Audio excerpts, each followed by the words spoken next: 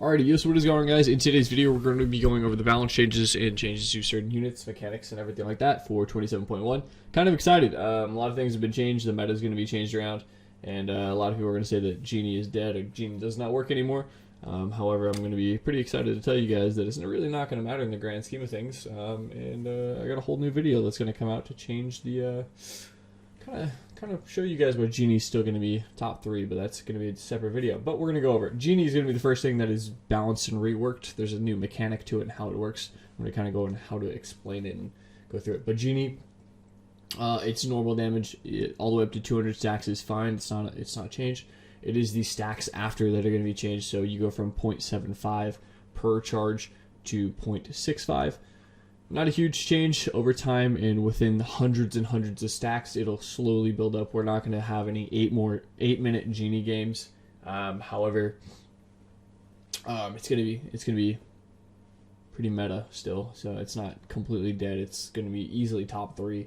The logic of Sultans appearing has been changed if there are less than 2 on the field, so one randomly Genie. So they kind of patched the 14 stack method as well. You're not able to only have one Sultan, and then your second one is constantly put in the middle for 14 stacks over and over and over. This will allow us to get less stacks, so instead of 14, we can still get 10.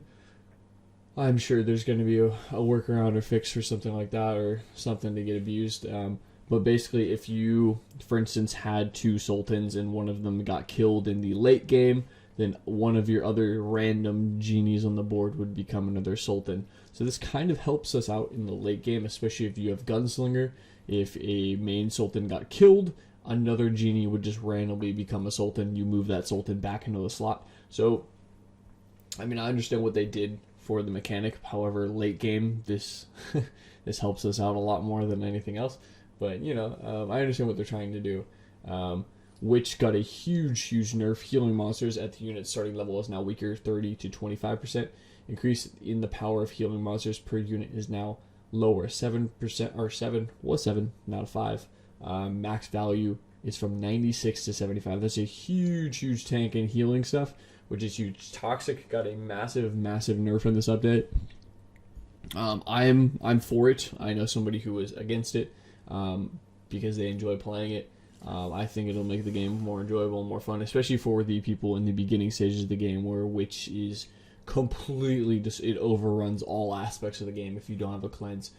Frost, this is probably my favorite change in balance, nerf, and everything like that. Percentage of mana blocked from receiving is now smaller. So when Frost used to merge together, it would block 100% of your mana for 4 seconds, but now it's 60% for 3 seconds. Or no, 100% for 3 seconds, now it's 60% for 4. I like this change. I hated spawning into a game against somebody who was playing Toxic, and then I couldn't spawn a unit for 2 whole waves.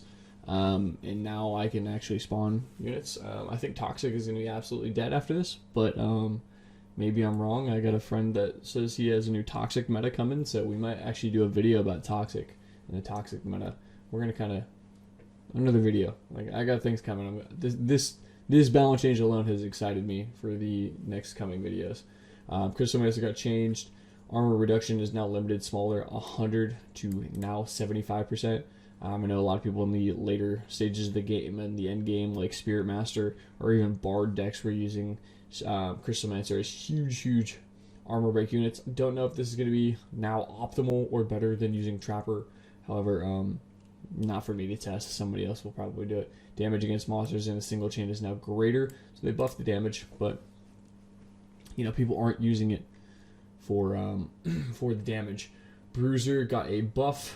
Damage bonus per each clover is now greater, 2% bonus on damage.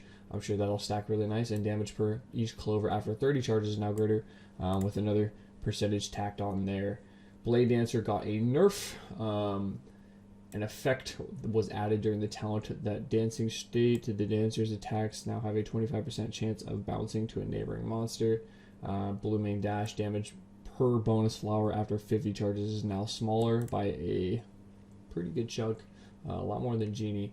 But you know, I got these patch notes pretty, at least Matt was nice enough to send it to me in a nice formatted form because I couldn't find it anywhere else other than the main page. But yeah, let me know what you guys think. I think this is kind of been a W. They're kind of trying to change the meta around, which is healthy for the game, and having stuff at the top, it kind of gets boring after a while.